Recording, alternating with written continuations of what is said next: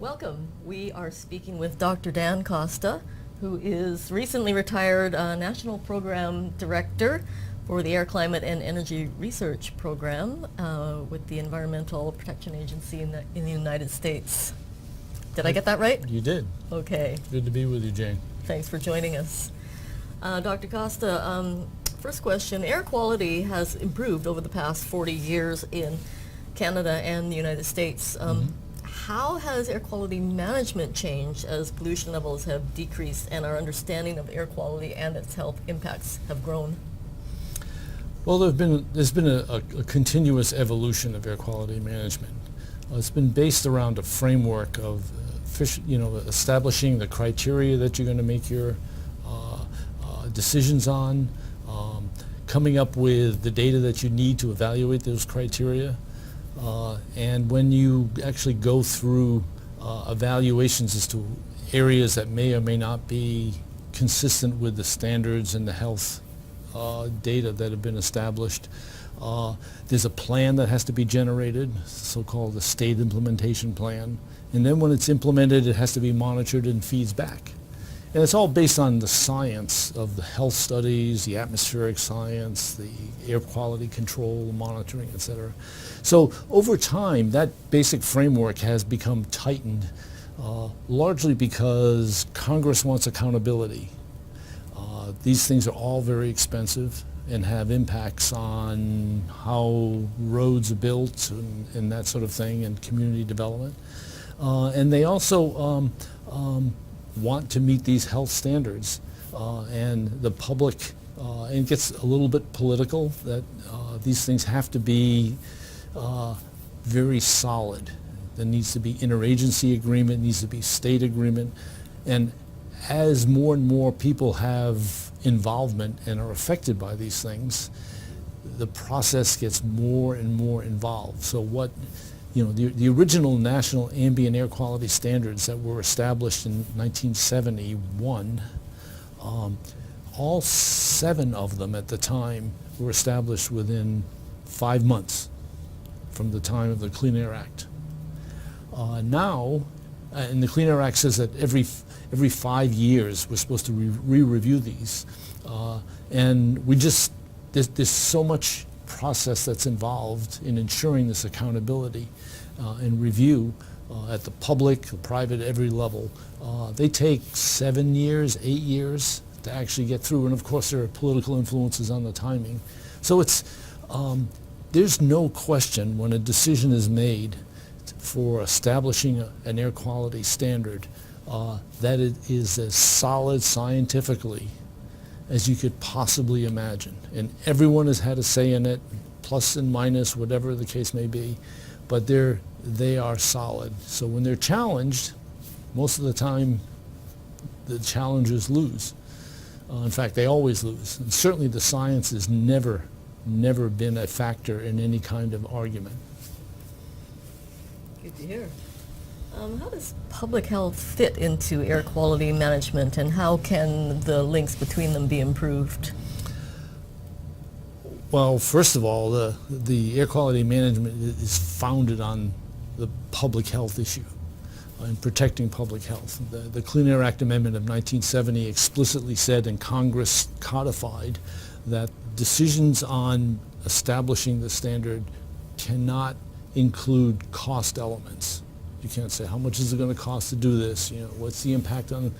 You can do that after the decision is made, in assessing how much is it going to cost for us to reach it, and how are we going to achieve that, and all of those sorts of things. And of course, there's always a political component to this. But the air quality public health link is direct in terms of how they're sort of the fundamental management aspect. And afterwards is, okay, how are we going to get there from here? Interesting, yeah, I didn't know that. Are current air quality management practices adequately protecting public health, and are they protecting everyone equally? Well, that, of course, is one of the issues that comes up all the time.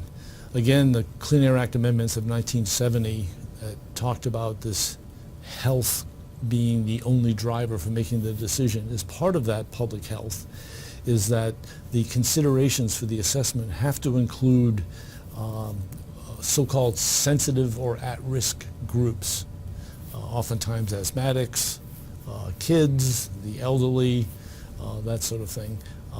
And they're not as individuals, but as a group, are they particularly sensitive? And that has to be incorporated in there as part of the margin of safety in the assessment.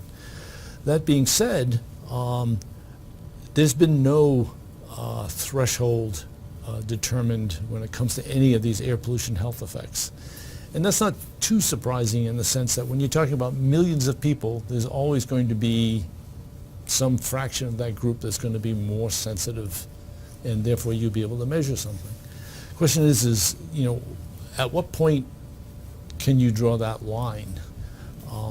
So the way the evaluation is done now is when they do the statistical analysis, at that point where they can't statistically measure a health effect statistically, not that it's safe, but you can't measure it anymore in your statistical framework, that's essentially the starting point for making the decision for the standard. And then they make adjustments for at-risk groups, what's the likelihood of exposure, that kind of thing. It's not a simple process, and they bring in studies and look at those groups at the same time. And again, you know, if you look at PM 2.5, for example, which is the gorilla in the room when it comes to air pollutants in terms of health impacts, that, if you look at the levels across the U.S., we're below the standard on an average U.S. annual basis. We've made great progress. The air is clean. I mean, so much so that people don't even really think about it that much anymore unless there's a fire or something. Yet, as sort of like when you see a beautiful, pristine lake, and if you start to drain the lake, you know, you knock off the dam because you want to do some work. As the lake goes down, all the old tree stumps and tires and stuff come up, and those are sort of like the local sources. And usually it's poorer people, you know, people of color, that sort of thing, that live around there because it's cheaper.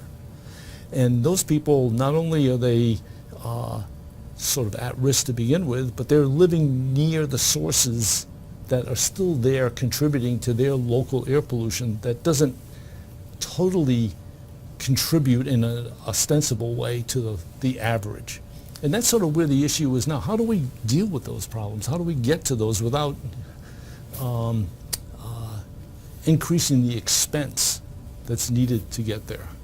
And of course, you know, it gets into many kind of socio-political issues in trying to deal with those communities. And we don't have a good way of really dealing with that right now. I think that's sort of one of the next dimensions of air pollution management. Immense challenge. Yes. Mm-hmm.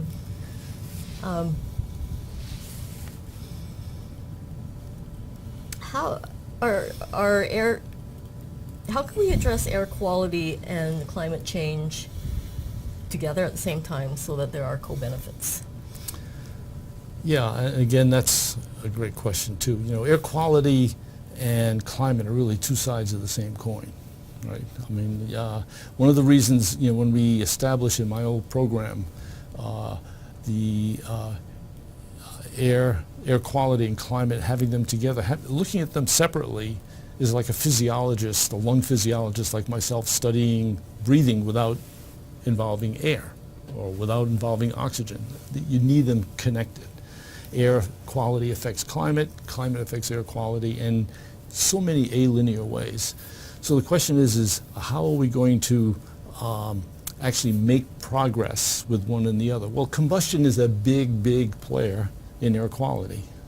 In combustion, at one time, the ideal was if we combust things as efficiently as possible, everything goes to CO2 and water. No pollution. Well, we now know the CO2 has its own issues that we hadn't fully, I mean, it's been known since 1840 about CO2 and its potential climate forcing elements, but it was not appreciated in terms of, so what the term we like to use these days, rather than co-benefits, which implies a certain predecision, talk about co-impacts. That doing things that improve air quality and at the same time don't cause detriment to the climate environment. And one of the issues that I like to bring up sometimes is like with wildland fire, which I think we may end up talking about at some point. We have a prescribed fire programs in the southeast particularly. And there's some data, it's not been proven yet, but there's some data that shows that the time of year that we do the prescribed fires in the southeast happens to be the time of year, the best time of year, happens to be that time of year when the jet stream comes further south and furthest north.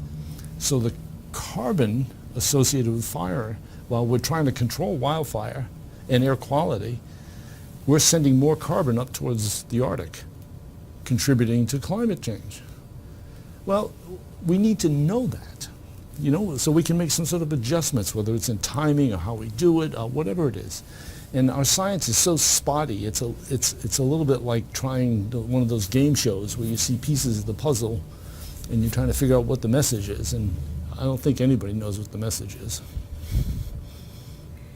Yes, well put.